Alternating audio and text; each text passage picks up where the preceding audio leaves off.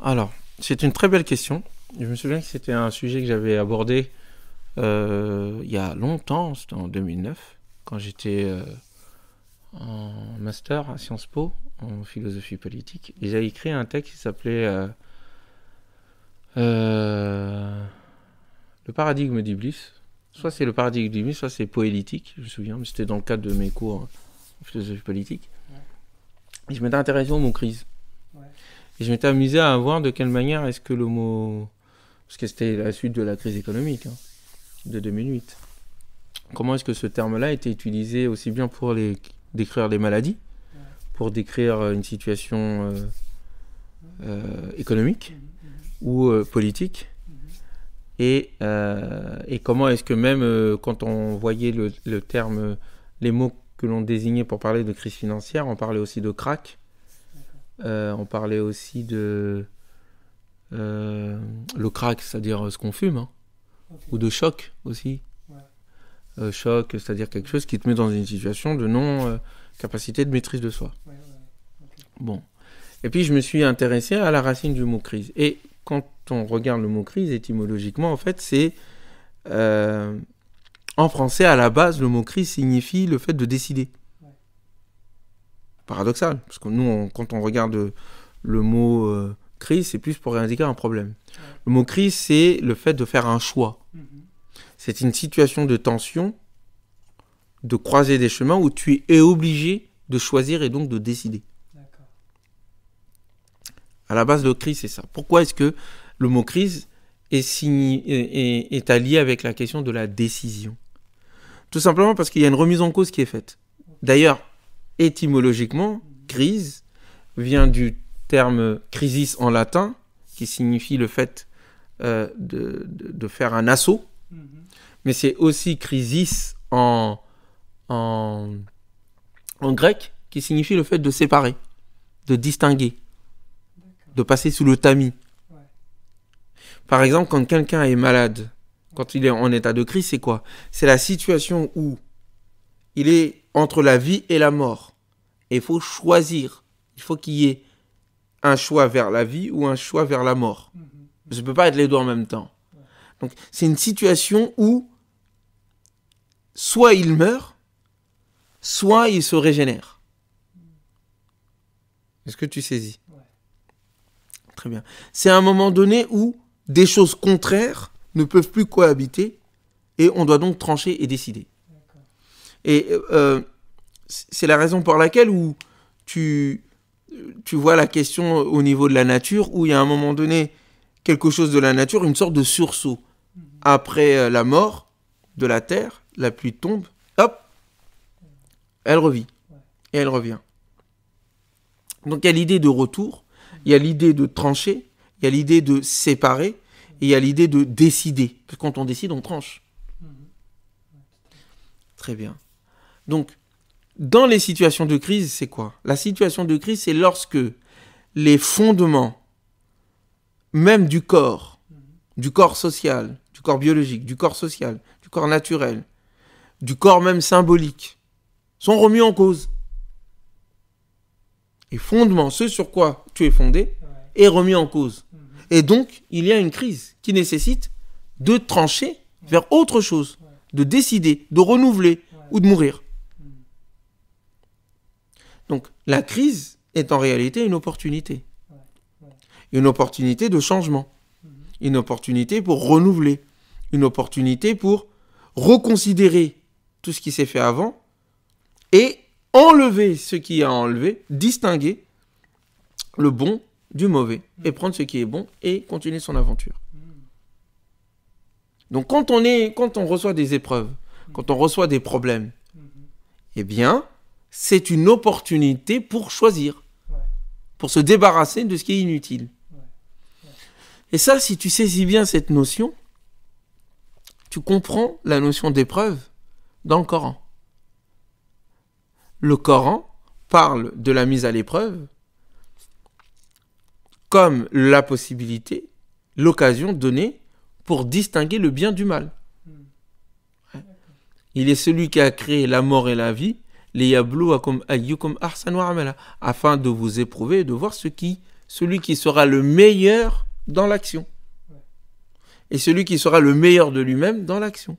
L'épreuve est l'occasion de prouver ce qu'il y a de bon en toi. Et de rejeter, d'enlever ce qu'il y a de mauvais. C'est pour ça, quand il continue, il dit la relation entre la vérité et le mensonge, c'est la parabole, c'est comme l'écume qui sort en fait du fer fondu. Lorsque le fer travaille le métal, il y a de l'écume. Cette écume-là est rejetée. On ne l'utilise pas. De même que l'écume sur la mer. L'écume qui se trouve sur la mer, c'est léger. C'est ce qui monte en surface. C'est ce qui est rejeté. Alors que le précieux est lourd. Lui, il reste. Est-ce que tu saisis? Bien, c'est la même chose au niveau des relations entre la vérité et le mensonge. La vérité que tu es va sortir au moment de la mise à l'épreuve. Ta vérité va sortir, on va voir qui tu es. Est-ce qu'il y a la possibilité d'avoir justement une crise qui peut être individuelle et propre à chacun? Oui, il y a une crise individuelle, il y a une crise collective, il y a une crise nationale, il y a des crises continentales, il y a des crises au niveau du monde entier, humanitaire. Il y a des crises dans les différents ordres. C'est en réalité tout ce qui va mettre en danger ou questionner, remettre en cause les fondements même de l'existence d'une chose. Et qui va le nécessiter, qui va l'obliger à se renouveler ou à mourir. Voilà ce qu'est la crise. Et c'est pour ça que dans la vision, par exemple, dans les anagrammes chinois ou japonais, je ne sais plus c'est lequel, le mot crise est écrit de la même manière que le terme opportunité. Et que même en grec, le mot crise ressemble au mot kairos. Kairos, c'est l'opportunité. Avoir le kairos, c'est avoir cette capacité, avoir les opportunités qu'offre une crise et à décider en faveur de cela. Tu comprends? Et l'homme politique, le leader, l'homme intelligent, la femme intelligente, la dirigeante, c'est celle qui arrive à repérer les occasions qu'offre la crise. Les moments où le système est fébrile, il est souple, mou, il est entre la vie et la mort. Et là, elle arrive à tirer son épingle du jeu. C'est vrai dans tous les domaines. Est-ce qu'on peut subir une crise? Oui, on vit une crise. Maintenant, soit on la subit parce que on n'agit pas, ou on réagit, ou soit on la vit et on la dépasse parce qu'on fait les bons choix et parce qu'on arrive à l'affronter, parce qu'on arrive à se regarder et à faire les bons choix qui s'imposent, à décider. La crise impose la décision. Sinon, on la subit. Donc, les crises que nous rencontrons dans le monde sont des opportunités en réalité de reconsidérer notre rapport au monde, notre vision du monde, et de repenser des nouvelles modalités, de renouveler notre pensée et notre action qui permettent à un moment donné de sortir de ce pourquoi nous sommes en crise. Tu comprends ce que je veux dire? Voilà. Est-ce qu'il y a un lien entre la crise et la notion de la croyance, la foi en Dieu? Oui. En fait, la foi en Dieu te donne une explication et une vision de la crise et de l'épreuve que tu vis. Elle te permet à un moment donné d'avoir cette foi, d'avoir une capacité de voir ce qui est au-delà de la situation de crise. Et donc de prendre la décision en conséquence par rapport à cet au-delà que tu vois. Donc oui, la foi, de toute façon, le Coran l'indique. Dieu ne vous laissera point dire juste vous avez la foi sans que vous soyez éprouvé.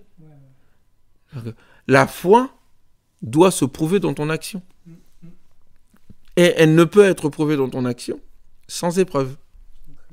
Sans crise. Est-ce que tu saisis? Donc, ce sont les faibles qui pleurent face à la crise. Les forts, les femmes et les hommes de confiance et de foi, les grands, prennent la crise comme une opportunité. Parce que, encore une fois, c'est le moment où ils se prouvent à eux-mêmes, se prouvent dans le monde et se prouvent vis-à-vis de Dieu. Subhanahu wa ta'ala. Voilà ce qu'est la crise. Est-ce que l'on peut en tirer?